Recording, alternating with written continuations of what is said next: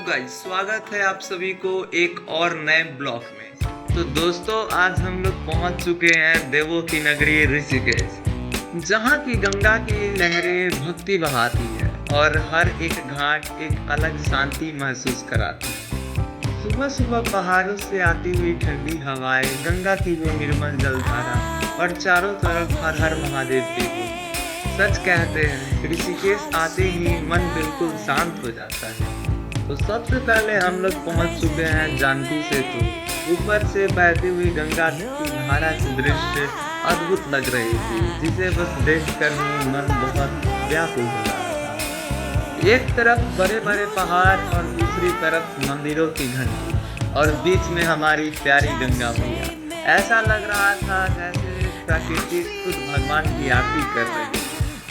शायद यही अद्भुत पल को महसूस करने के लिए लोग ऋषिकेश आए। फिर हम लोग पहुंच गए मशहूर हमारे राम झूले। दोस्तों, यहाँ की एक अलग ही नज़ारा, विदेशी लोग, साधु संत, बजनों की आवाज़ और गंगा के किनारे बैठकर वो पल, वो सुकून, सारी परेशानियों को मैं भूल चुका था। गंगा के किनारे बैठकर इतना ज़्यादा सुकून मिल रहा था कि हम आपको बता भी नहीं सकते। आखिर में गंगा इतनी पावन क्यों है, आज समझ में आया। राम झूले पर चलते समय नीचे बहती हुई गंगा को देख दिल को एक अलग ही सुकून मिला।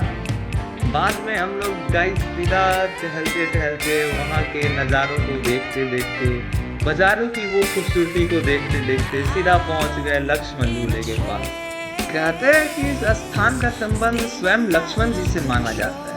यहाँ आकर ऐसा लगता है कि जैसे हमने हमारे आस्था और इतिहास दोनों का एक जिंदा स्वरूप मिल गया। और दोस्तों, इसी बीच में हमें एक बहुत अद्भुत दृश्य देखने को मिला। एक विदेशी महिला अपनी बड़ी श्रद्धा से और प्रेम से गाय को खाना खिला रही थी और फिर हमने उन्हें किया नमस्कार और फिर हम लोग चलने लगे आगे।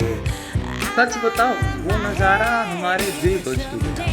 जहाँ आज लोग अपनी संस्कृति को भूलते जा रहा है, वही दूसरे देश के लोग और इंसान भारतीय संस्कृति और उनकी गौ माता के प्रति इतना सम्मान जताए। उस पल हमें एहसास हुआ कि भारत सिर्फ एक देश नहीं, बल्कि सांस्कृतिक और अध्यात्म की वो भूमि।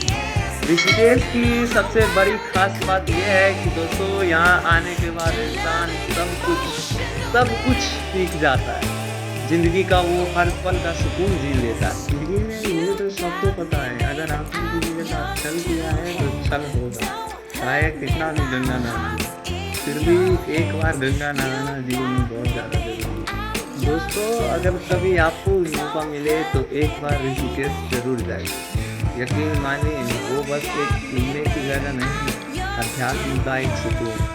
तो आईडी को नए हैं तो आईडी को लाइक करना, शेयर करना और सब्सक्राइब करना तो भूलना ही नहीं। हर हर गंगे, हर हर महादेव।